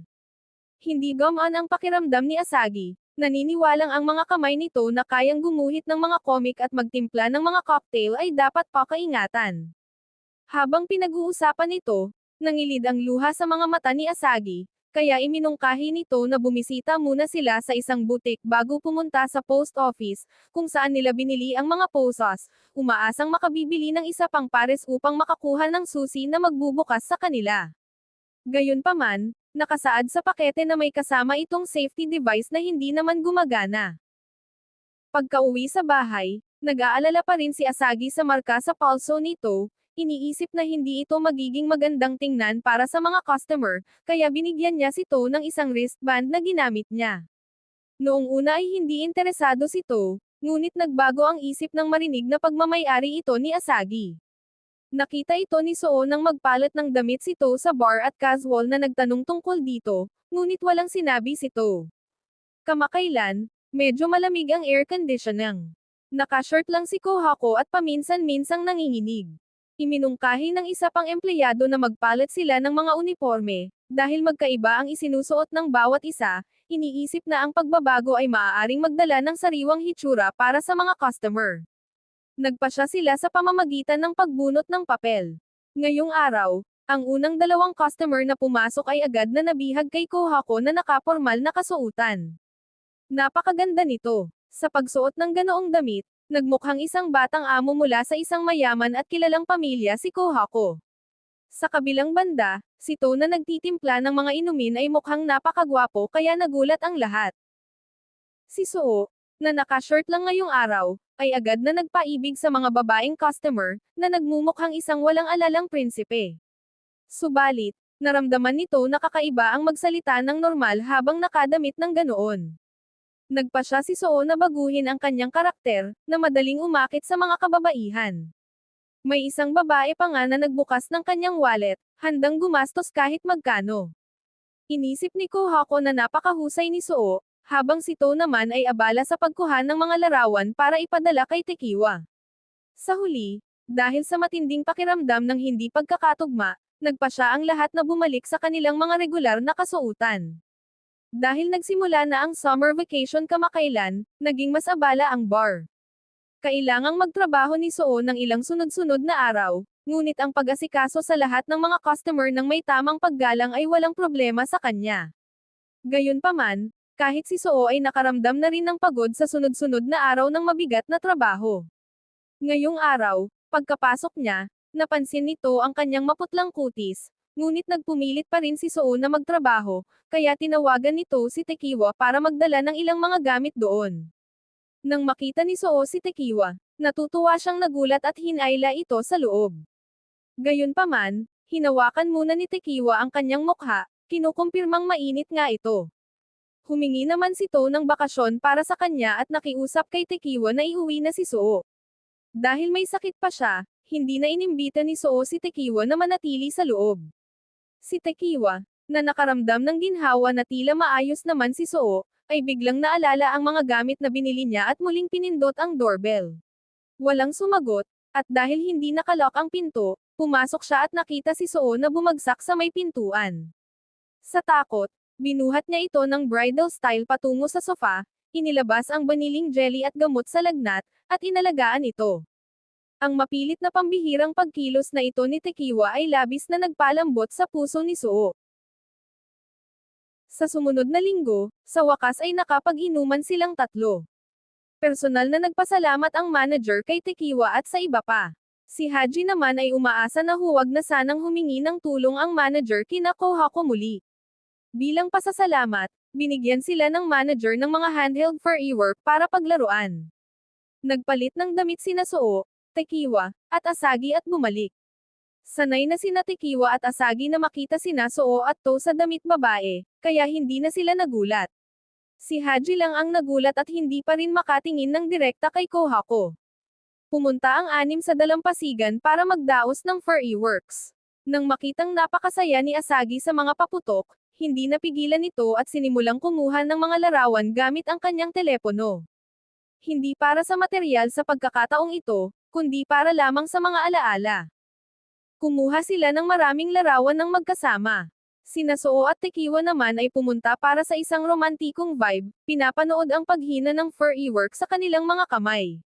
Lumapit si Kohako, dahil tila nag-aalangan si Haji na mapag-isa kasama siya.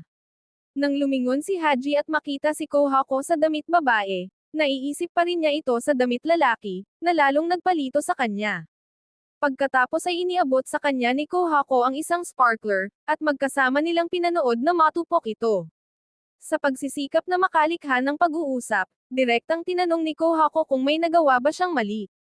Mula noong summer festival, nararamdaman niyang may kakaiba. At kakaiba ang ikinikilos ni Haji. Inisip niya na baka may nagawa siyang pagkakamali, bagamat hindi niya sigurado kung ano ito. Paano man, pinili niyang humingi ng paumanhin kay Haji, umaasang malilinawan ang sitwasyon. Dito na talaga natakot si Haji, na pagtatantong masyadong halata ang kanyang pagiging malungkot at nasaktan niya si Kohako, na nagpadama sa kanya ng konsensya.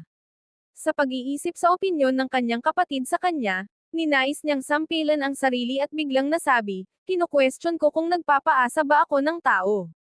Natulala si Kohako sa kanyang mga salita at nagtanong, "Ano ang pinagsasabi mo?" Umamin si Haji na nakikipagkita siya sa dalawang tao ng sabay. Agad na nagbago ang mukha ni Kohako.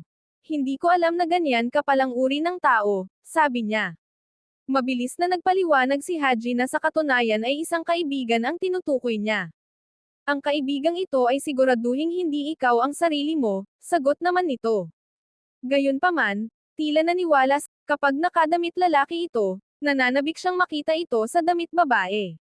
Ngunit kapag nakadamit babae naman, patuloy niya itong naiisip bilang isang lalaki. Sabi ng iba ay mukha itong nanloloko, kaya naman gulo ang isip ng kanyang kaibigan. Matapos marinig ito, naguluhan si Kohako. Paano raw naging dalawang tao ang tingin doon gayong iisang tao naman iyon, sabi niya. O baka naman hindi gusto ng kaibigan ni Haji ang dalawang bersyon nito. Sa kasamaang palad, hindi ito nakuha ni Kohako. Tinanong ni Kohako si Haji kung natatandaan pa ba nito noong nag-ice cream sila ng magkasama habang siya ay nakadamit lalaki. Ilang na ilang loko, argumento niya. Ang paliwanag ni Kohako ay nagpamulat kay Haji sa katotohanan. Samantala, nagsimula ng magdaos ng malalaking paputok sina Asagi at ang iba pa. Unang tumayo si Kohako at hinayla si Haji para patayuin. Ito ang unang pagkakataon na nagkahawak sila ng kamay. Si Haji, sa sobrang pananabik, ay nagmadali para magbida kay Tekiwa. Nabawasan naman ang pag-aalala ni Kohako nang makitang masigla na namang muli si Haji. Ngayong gabi, 6 na tao ang mananapabok ng mga kwarto ang manager para sa kanila, ngunit sa kasamaang palad, para lamang kay Tekiwa at sa dalawa pang lalaki ang naiayos. Si Soo at ang dalawa pang babae ay direktang mananatili sa tindahan at didiretso sa trabaho sa men's bar kinaumagahan. Ang pag-iisip na hindi makikita si Kohako bukas ay hindi maiwasang magpadala ng lungkot kay Haji. Pinaalalahanan naman siya ni Asagi sa malapit, bakit hindi ka bumisita sa tindahan para makita siya? Nagulat si Haji. Kakakita lang niya rito kahapon, at ang pagpapakita sa tindahan sa susunod na araw ay baka makaabala sa kanila. Gayunpaman, tila walang kamalay-malay si Asagi sa pag-aalalang ito. Dahil wala silang dalang kahit ano, kailangan nilang dumaan sa supermarket mamaya. Para tuloy itong isang graduation trip. Tiningnan ni Tekiwa ang pit. Bumili sila ng ilang merienda at bumalik sa hotel. Si Haji, habang nakatingin sa kamay na humawak kay Kohako, ay nakaramdam ng magkahalong emosyon. Sintahan si Kohako. Napakagwapo at napaka-cute niya, bulong niya sa sarili, at sinimulang lunurin ang kanyang mga seryosong isipin sa pag-inom. Hindi naman katakataka kung na may kasintahan siya. Hindi alam ni Haji kung anong tipo ng mga lalaki ang gusto ni Kohako. Iminungkahi ni Tekiwa na tanungin ito ng direkta at tinawagan pa nga ito ngayon. Ngunit kahit lasing si Haji, ayaw niyang abalahin ito sa ganitong oras. Ang tatlo na nangakong gising sa umaga ay maagang nagising, maliban kay Tekiwa na hindi nagawang bumangon. Hindi sila magising ni Tekiwa kaya lumabas siyang mag-isa. Laking gulat niya na napagurado nga, nakita niya si Soo na nakadamit lalaki. Mabilis na napansin ni Soo si Tekiwa at nagliwanag ang mukha nang makita ito. Nang marinig na gustong mag-explore ni Tekiwa sa lugar, agad siyang nag-alok na sumama rito. Bagamat sinabi kahapon na didiretso sila sa bar, paano naman niya papalampasan ang pagkakataon na makasama sa paglalakad si Tekiwa? Naglalakad ay hindi mapigil ang mapangiti sa ginhawa. Habang nasa labas sina Tekiwa at Soo, nakakita sila ng inihaw na octopus na ibinebenta. Gusto rin ni Soo ng ilan, ngunit naisip na masyado itong marami para sa isang tao lang. Bumili si Tekiwa ng isa, ngunit sa nakita ito ng mga naglalakad at nakiusap na kumuha ng mga larawan, na nagpaselos kay Soo. Mabilis siyang gumawa ng dahilan para hilahin si Tekiwa palayo, na hindi sinasadyang lalong nagpa-excite sa grupo ng mga babae.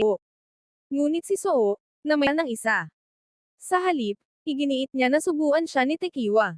Bagamat nasira ng kagat ni Soo ang hugis puso, ang octopus ay tila bumuo ng isang mas malaking puso. Nagpatuloy sa pagpasiyal ang dalawa at sa huli ay nakarating sa isang mataas na plataporma na natatanaw ang dagat, kung saan mayroong isang kampana na kilalang nagbibigay ng mga kahilingan. Sinasabi sa Siyempre, nagpasya silang subukan ito. Walang naisip na kahilingan si Tekiwa, ngunit si Soo ay mayroon. Iniabot niya ang tali kay Tekiwa, na nakiusap na patunugan ito kasama niya. Ang kanilang mga daliri ay nagkabuhol sa pamamagitan ng tali. Kung walang kahilingan si Tekiwa, gusto ni Soo na tulungan naman si Tekiwa, at matapos patunugan ang kampana, tinanong niya kung ano ang kahilingan ni Soo. Gayunpaman, mabilis niyang binago ang paksa, na nagpapahiwatig na malalaman din ito ni Tekiwa sa tamang panahon. Matapos mag-ikot-ikot, bumalik si Soo sa trabaho sa men's bar, kung saan nanatili siyang sikat sa mga Malawak na ibinuka ni Soo ang kanyang mga braso, na nagpapahiwatig na isusuot niya ang damit na gamit niya ngayon. Sumigaw ang mga babae, hindi maisip na isusuot ni Soo ang damit na iyon sa isang mixer. Walang kimik niyang tinanong si Tekiwa kung gusto niyang pumunta sa isa pang mixer. Mabilis na itinatwa ito ni Tekiwa, na nagpapahiwatig na malamang ay hindi na niya gustong pumunta sa ganoon muli. Pagkatapos, nagdala ito ng isang timba ng mga steak para sa isang laro ng Kings, at ang bawat isa ay bumunot ng isa, nag-iisip kung anong kwento ang susunod na magaganap.